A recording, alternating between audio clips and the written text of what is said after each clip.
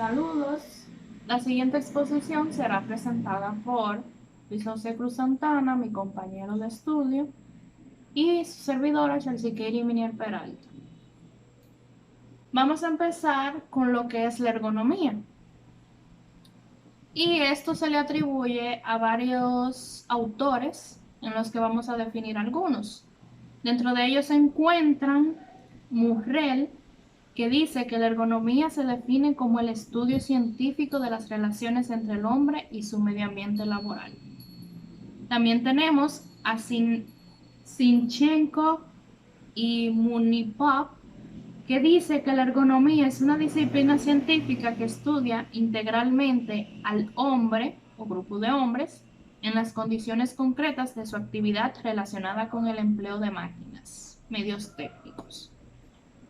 También tenemos a David Oborne, que dice que la labor de la ergonomía es primero determinar las capacidades del operario y después intentar construir un sistema de trabajo en el que se basen estas capacidades. En este aspecto, se estima que la ergonomía es la ciencia que ajusta el ambiente al hombre. Vamos a definir la ergonomía para el diseño industrial. Nos dice que después de este análisis y con base a nuestros objetivos, podemos definir la ergonomía para el diseño industrial como la disciplina que estudia las relaciones que se establecen recíprocamente entre el usuario y los objetos de uso al desempeñar una actividad cualquiera en un entorno definido. Ahora vamos a ver los que son los métodos de evaluación ergonómica. El primero es el método de evaluación global del puesto de trabajo, el LEST. Este método pretende la evaluación de las condiciones de trabajo de la forma más objetiva y global posible. El método es de carácter global, considerando cada aspecto del puesto de trabajo de manera general, estableciendo un diagnóstico final que indique si las situaciones consideradas en el puesto es satisfactoria, molesta o nociva.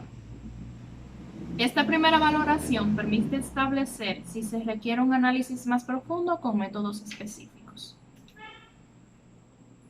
El análisis de los puestos, valoración y construcción de histogramas, discusión de los resultados entre todas las personas implicadas dentro de las empresas, búsqueda de las causas y de las soluciones, definición de un programa de mejora, estudio más profundo sobre la base de un cuestionario perfeccionado.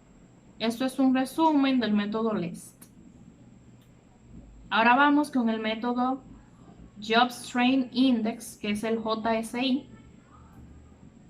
Dice que este método de evaluación de puestos de trabajo permite valorar de forma sencilla y mediante la técnica de observación directa, video, si los trabajadores que los ocupan están expuestos a desarrollar desórdenes traumáticos acumulativos en la parte distal de las extremidades superiores, debido a movimientos repetitivos. Así pues, se valoran la mano, la muñeca, el antebrazo y el codo.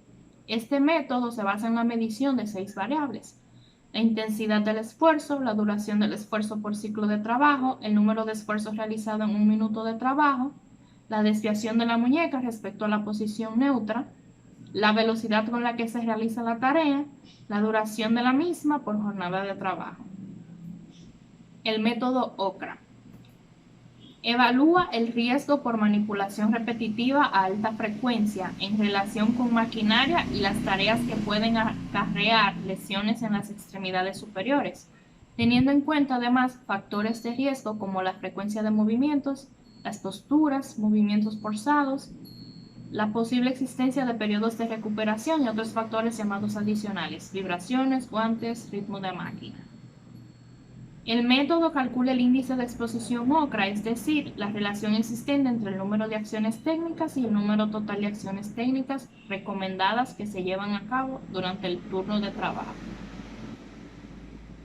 Vamos con el OCRA Checklist, desarrollado en el año 2000 por los mismos autores del método OCRA. Ha servido de base para la confección de la norma ISO 11228-3-2007. Manejo de cargas de poco peso a alta frecuencia, método 1. Evaluación de riesgo simple, se trata de una simplificación del método OCRA. construidos con los mismos factores, pero valorados de forma mucho más sencilla. Dentro de algunos fundamentos que tenemos en este es el riesgo asociado a movimientos repetitivos, simplificación del método OCRA, el objetivo es alertar sobre la TME y evalúa el riesgo del puesto en sí, no características del trabajador. El método RULA. Aquí tenemos algunos fundamentos del método. La adopción continua repetitiva de posturas penosas durante el trabajo genera fatiga y a la larga puede ocasionar trastornos en el sistema musculoesquelético. Esta carga estática o postural es uno de los factores a tener en cuenta en la evaluación de las condiciones de trabajo. El método RULA fue desarrollado por los doctores McAtamney y Corlett de la Universidad de Nottingham en 1993 para evaluar la exposición de los trabajadores a factores de riesgo que pueden ocasionar trastornos en los miembros superiores del cuerpo. Aplicación del método. RULA evalúa las posturas concretas. Es importante evaluar aquellas que supongan una carga postural más elevada. La aplicación del método comienza con la observación de la actividad del trabajador durante varios ciclos de trabajo y a partir de estas observaciones se deben seleccionar las tareas y posturas más significativas, ya bien sea por su duración o para presentar a priori una mayor carga postural. Método OWASP. El método OWASP permite la valoración de la carga física derivada de las posturas adoptadas durante el trabajo. Se caracteriza por su capacidad de valorar de forma global todas las posturas adoptadas durante el desempeño de la tarea. Como contrapartida, OWASP proporciona valoraciones menos precisas que las anteriores.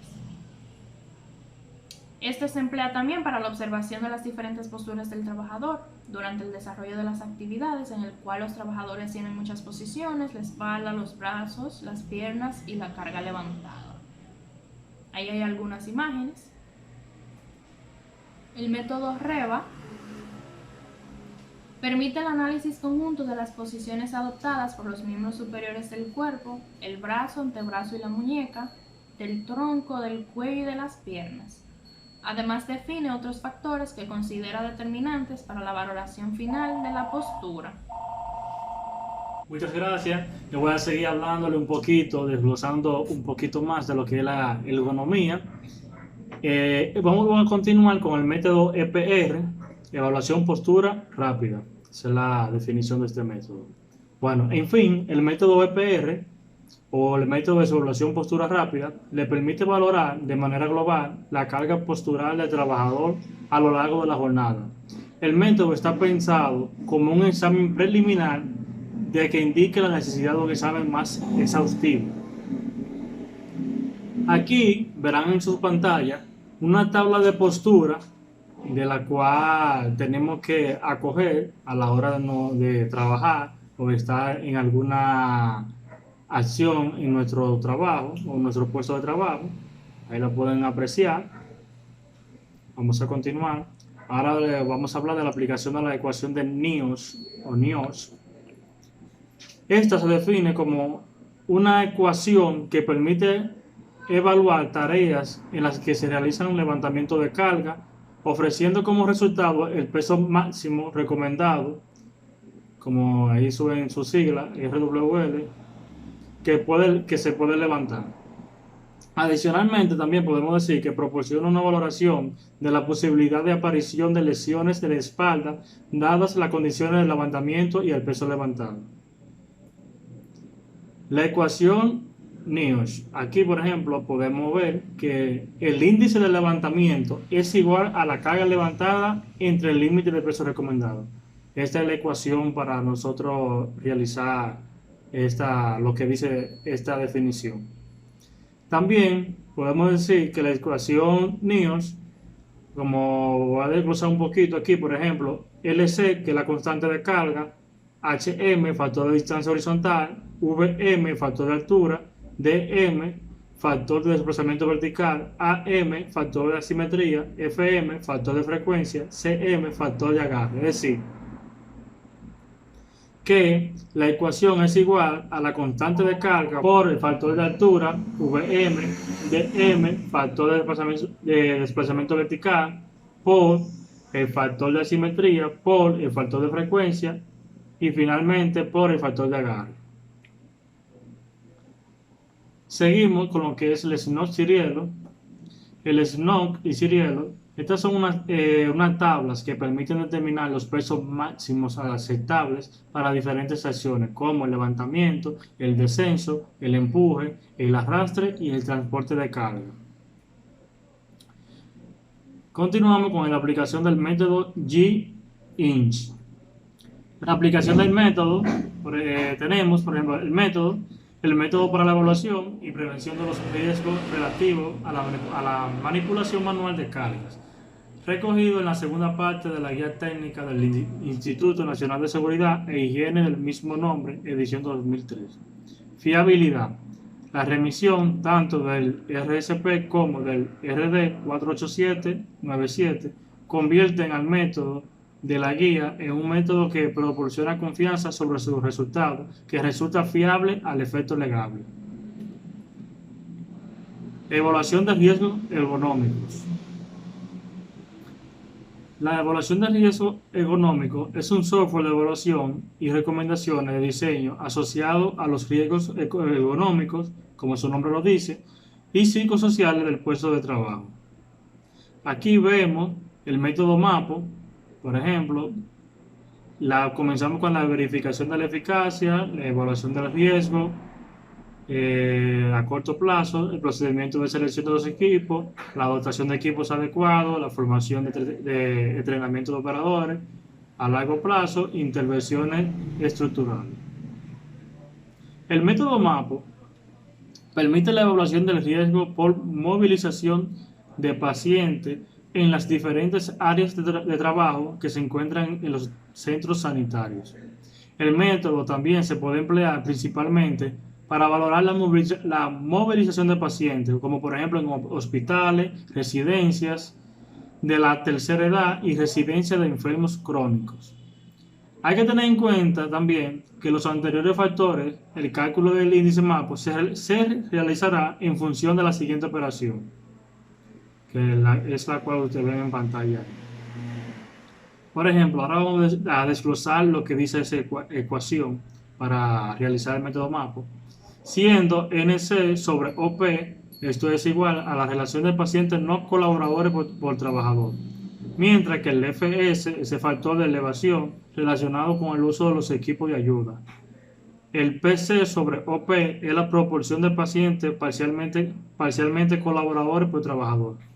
La FA es el factor de ayuda menores, realizando con su utilización. Y finalmente el FC, el factor de silla de ruedas. Seguimos con el método ERGOPAR. Este es un procedimiento de ergonomía participativa para la prevención del riesgo ergonómico de origen laboral. La ergonomía participativa trata de envolver a los trabajadores en la implementación de conocimientos y procedimientos ergonómicos en su propio puesto de trabajo. Por ejemplo, la ergonomía participativa, esta trata de envolver a los trabajadores en la implementación de conocimientos y procedimientos ergonómicos en su propio puesto de trabajo. Por ejemplo, el gestor con el trabajador y también del trabajador al gestor.